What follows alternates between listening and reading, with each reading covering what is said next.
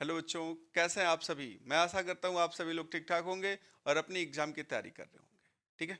Exam की तैयारी में कोई आपको दिक्कत ना हो, इसी के लिए मैं आपको पर डे एक ऐसा टॉपिक लेके बताता हूँ जो बोर्ड के एग्जाम से बहुत ही ज़्यादा महत्वपूर्ण हो। ठीक है। ये देखो, ये जो क्वेश्चन दिया गया, आज का जो क्वेश्चन टॉपिक लिया गया है, ये भी बोर्ड के एग्जाम से बहुत ही ज़्यादा महत्वपूर्ण है। क्योंकि आप देखोगे 2 ही वर्ष का हम पैटर्न ले लें, यानी 2022 की बात करें कि 2000 अगर आप 22 में ले लो और फिर एक बार 21 में परीक्षा नहीं हुआ था, 2000 हम 20 की बात कर रहे हैं, तो दोनों सन का मॉडल पेपर उठा के देख लो, तो इसमें प्रावर्तन दिया है, तो इसमें क्या है, हाइगेंस के द्वितीयक तनिकाओं के सिद्धांत द्वारा तरंगों का प्रावर्तन दिया है इसमें 2022 में, तो 2020 में क्या है, अपवर्तन दे दिया है। यानी कि ये क्रम चलता रहता है। अगर किसी मॉडल पेपर में क्या है, प्रावर्तन दिया है, तो किसी मॉडल पेपर में क्या होता है, अपवर्तन दिया होता है। तो आप ऐसा करो कि प्रावर्तन और अपवर्तन दोनों एक जैसा है, दोनों को आप अच्छे से तैयार कर लो, क्योंकि उससे आपका बोर्ड के एग्जाम में ये क्वेश्चन रहने वाला है। ठीक है। तो देखो, ये कुछ ऐसे सेलेक्टेड टॉपिक्स होते हैं जिससे आपका बोर्ड के एग्जाम में क्वेश्चन रहना ही रहता है। ठीक है।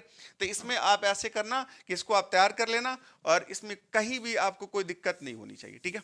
तो चलो, तो अपने टॉपिक को शुरू करते हैं। आज का हमारा जो टॉपिक है वो है हाइगेंस के द्वितीयक तनिकाओं के सिद्धांत द्वारा तरंगों के प्रावर्तन की व्याख्या करनी है। किसकी व्याख्या करेंगे हम लोग, कि तरंगों का प्रावर्तन। तो तरंगों के प्रावर्तन की व्याख्या करने के लिए सबसे पहले हम क्या करते हैं, एगो प्रावर्तक तल ले लेते हैं। क्या ले लेंगे, प्रावर्तक तल। ठीक है। हम प्रावर्तक तल में मान लेते हैं कि हमारे पास एगो प्रावर्तक जो तल है वो क्या है, जेड जेड डैश है। हमारे पास जो प्रावर्तक तल है वो जेड जेड डैश है। ठीक है। तो देखो, ये हमारे पास प्रावर्तक तल है, जेड जेड डैश। ठीक है। अब इस पे हम लोग क्या करते हैं, एक समतल तरंगाग्र ए बी को आपतित करते हैं। एगो समतल तरंगाग्र हम क्या करेंगे, ए बी आपतित करेंगे। देखो, एक समतल तरंगाग्र ले लिए ए बी, और यहां से क्या किए, इस पे आपतित किए। ये जब समतल है और इसको तिरछी आपतित कर रहे हैं, तो उसका एक हिस्सा इस पे पहले पड़ेगा और उसका एक हिस्सा क्या होगा, इस पे बाद में पड़ेगा। तो इसका एक हिस्सा इस पे पहले तो पड़ गया, अब इसका दूसरा हिस्सा क्या होगा, यहां पे है। अब देखो, यहां से इसको क्या कर ले, हम लोग मिला ले, क्योंकि ये समतल तरंगाग्र है। अब इसमें देखोगे, इसका नाम क्या नामकरण कर लें, एगो को ए मान लें, तो एगो को क्या मान ले, बी। तो ये समतल तरंगाग्र, इस पे हम लोग क्या क्या तिरछी आपतित किए। तो जैसे ही आप इस पे तिरछी आपतित किए हो, तो एगो पहले पड़ेगा और एगो इस पे क्या होगा, बाद में पड़ेगा। एक पहले पड़ा ए वाला पॉइंट मान लो कि ये t इज इक्वल टू 0 समय पे क्या हो गया, ए बिंदु पे पड़ गया, और उसी समय अंतराल पे दूसरा हिस्सा इसका कहां पे है, बी पॉइंट पे है। अब ये क्या होगा, जितने बी वाला पॉइंट यहां से यहां तक चल के जितने समय में आएगा, उतनी समय में ये वाला हिस्सा क्या होगा, ये परावर्तक तल से टकरा के क्या होगा, वापिस जाने लगेगा। बात समझ में आ रही है ना। देखो, जब टकरा के वापिस जाएगा, तो चलो इसको थोड़ा आगे की तरफ बढ़ाएं। ये वाला हिस्सा क्या हुआ, ये ऐसे आगे की तरफ बढ़ेगा, बढ़ेगा। उतनी समय में ये वाला हिस्सा क्या होगा, यहां से टकरा के क्या होगा, इधर की तरफ सोई सोई उड़ने लगेगा। जब ये आगे की तरफ बढ़ेगा, तो इसमें बात करेंगे कि कैसे ये क्रिया करेगा। अब देखोगे, इसमें एक चीज यहां पे ध्यान से देख लो, कि जितने समय अंतराल में, यानी बी से यहां तक आया, मान लेते हैं कि ये पॉइंट क्या है, आपका ए डैश है, तो बी से ए डैश तक आया, उतने समय में क्या होगा, ये वाला प्रावर्तित होकर इधर की तरफ निकलेगा। तो मान लेते हैं कि यह क्या हुआ, ये ए से कहां तक चला गया, इधर की तरफ कहीं जाएगा, और इस पे यहां से हम लोग क्या करेंगे, ये लंब डाल देंगे। क्या करोगे, लंब डालोगे। इस पॉइंट को क्या मान लोगे, बी डैश मान लोगे, और ये यहां से यहां तक गया, उतनी समय में ये यहां से क्या होगा, यहां तक जाएगा। ठीक है। और यहां पे क्या होगा, ये इसका अभिलंब मिलेगा, और ये भी इसका क्या होगा, अभिलंब मिलेगा। ठीक है। अब एक बात देखो कि जब ये यहां आएगा और यहां से क्या होगा, ये प्रावर्तित होकर इधर भी तो बढ़ेगा। चलो, ये आपका ग्राफ बन गया। तो हम ये जानते हैं कि आपतित किरण और अभिलंब के बीच बने कोण को क्या कहते हो, आपतन कोण, जिसको आप आई से इंडिकेट करते हो। ठीक है। जब ये आई है, तो यहां से यहां तक का जो कोण बनेगा, ये भी क्या होगा, आपका आई होगा। और ये भी जानते हो कि अविलंब और परावर्तित किरण के बीच बनने वाले कोण को क्या कहते हैं, परावर्तन कोण कहते हैं। तो ये क्या होगा, आर होगा। तब यहां से लेकर यहां तक का जो कोण होगा, ये भी क्या होगा, आर होगा। और यहाँ पे तो ये क्या है, लंब है, यानी 90 डिग्री के कोण बना रहे हैं ना। यहाँ पे बी और बी डैश पे दोनों क्या कर रहे हैं, 90 डिग्री कोण बना रहे हैं। 90 डिग्री कोण बना रहे हैं, तो यहाँ पे हमको दो त्रिभुज मिल रहा है। एक त्रिभुज मिल रहा है ए बी ए डैश मिल रहा है, और दूसरा त्रिभुज ए डैश बी डैश ए मिल रहा है।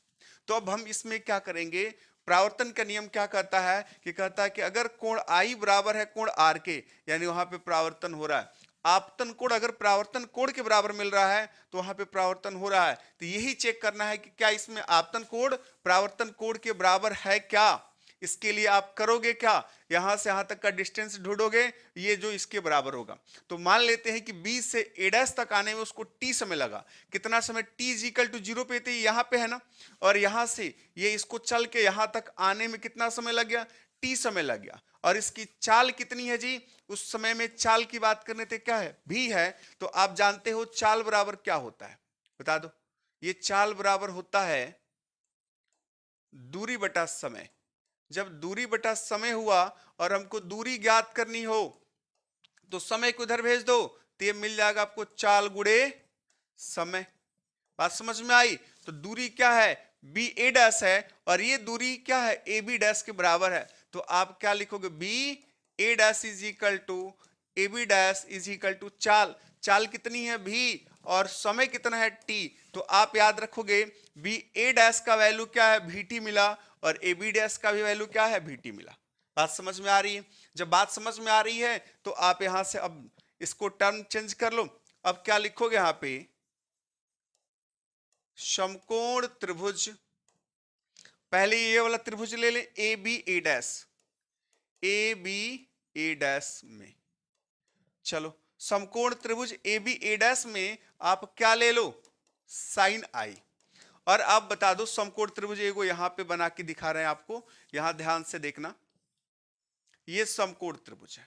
जब ये समकोण त्रिभुज है और यहाँ पे 90 डिग्री का कोण बना हुआ है, और इस कोण की बात करें तो ये कोण है, तो इसके सामने वाला भुजा क्या होगा, लंब होता है। समकोण के सामने वाला भुजा कर्ण होता है, जो बचा वो क्या होता है, आधार। तो यहाँ पे समकोण है, तो ए डैश जो होगा ये किसका काम करेगा, कर्ण का काम करेगा। और जो कोणवा ले रहे हो वो किसका काम करेगा, उसके सामने वाला, वो करेगा काम किसका, आप देखो जो कोण लिए वो लंब का काम करेगा, किसका, लंब का। और हम साइन थीटा बराबर जानते हैं ये होता लंब बटा कर्ण। तो सबसे पहले इसमें लंब देखोगे, यानी जो कोण लिए उसके सामने वाली भुजा, तो कोण के सामने वाली भुजा क्या है, बी ए डैश है। तो आप यहां पे लिखोगे बी ए डैश अपान क्या है, कर्ण ए डैश। बात समझ में आ रही है। अब ऐसा ना करना ए डैश से काट देना, दोनों डिस्टेंस है अलग अलग, ठीक है। अब इसमें करोगे क्या, यहां पे लिखा है बी ए डैश का वैल्यू वीटी है, तो आप लिखोगे वीटी अपान ए डैश। इसको इक्वेशन नंबर क्या ले ले, फर्स्ट। और पुनः पुनः क्या लिखोगे, समकोण त्रिभुज। अब दूसरा वाला त्रिभुज क्या है, ए डैश बी डैश ए है, तो आप यहां लिखोगे ए डैश बी डैश ए में। तो दूसरा वाला त्रिभुज क्या लेंगे, ए डैश बी डैश ए में भी हम एक बार क्या ले लें, साइन ले लें, बट वहां का कोणवा क्या है, आर है। दिख रहा है ना यहाँ पे आर। जब ये कोण आर है आपका, कितना है, आर, तो जब आर है तो sine R is equal to क्या लिखोगे, फिर लिखोगे लंब बटा कर्ण। तो जो कोण लेते हो उसके सामने भुजा लंब, तो लंब क्या है, ए बी डैश है, तो आप लिखोगे ए बी डैश अपान में क्या लिखोगे, ए डैश। बात समझ में आई, ए डैश। और इसका भी मान तो देख रहे हो ए बी डैश का वीटी है, तो लिखोगे वीटी अपान ए डैश। इसको इक्वेशन नंबर क्या ले लें, सेकंड। इतनी तो बात समझ में आ रही है ना, यहां तक किसी को कोई दिक्कत, चलो यहां तक नोट कर लो, फिर आगे बढ़ते हैं, ठीक है। यहां तक तो किसी को कोई दिक्कत तो नहीं है, चलो चलो ठीक है, आगे बढ़ते हैं। चलो देखो, जब यहां तक कोई दिक्कत नहीं है तो आगे भी कोई दिक्कत नहीं होने वाली है। अब यहां पे क्या लिखोगे, अब यहां पे हम लिख देंगे समीकरण 1/2 से, एक में डिवाइड कर दो सेकंड से, तो ये है आपका साइन आई। तो आप लिखोगे क्या, साइन आई, और सेकंड नंबर क्या, साइन आर। तो sine R is equal to, ये इसका वैल्यू है वीटी, क्या लिखोगे, वीटी अपान ए डैश अपान इसका वैल्यू कितना है, वीटी अपान ए डैश। अब देखोगे दोनों बराबर है, कट गया, तो क्या मिलेगा, 1। अब यहां से तिर्यक गुणा कर दो, यहां पे cross multiply, sine I is equal to क्या मिलेगा, साइन आर। अब देखोगे sine I is equal to sine R तो मिल गया ना। जब sine I is equal to R मिला तो साइन से साइन कैंसिल हो जाएगा, अब ये मिलेगा आई इज इक्वल टू आर। और यही तो परावर्तन का नियम कहता है कि यदि आपतन कोण क्या है, परावर्तन कोण के बराबर हो गया तो यहाँ पे परावर्तन का नियम लागू हो जाता है, यानी हाइगेंस के द्वितीयक तरीकाओं का जो सिद्धांत है वो परावर्तन की व्याख्या कर देता है। बात समझ में आ रही है? यहां तक तो कोई दिक्कत नहीं है। इसी तरीके से अगर आप अपवर्तन का नियम देखते हो तो ये होना चाहिए sine I by sine R is equal to constant. क्या मिलना चाहिए? ये कांस्टेंट मिलना चाहिए। बात समझ में आ रही है? क्यों? क्योंकि ये स्नेल का नियम है और वहां पे बताया जाता है आपतन कोण की ज्या और अपवर्तन कोण की ज्या का जो अनुपात होता है वो ये नियतांक होना चाहिए।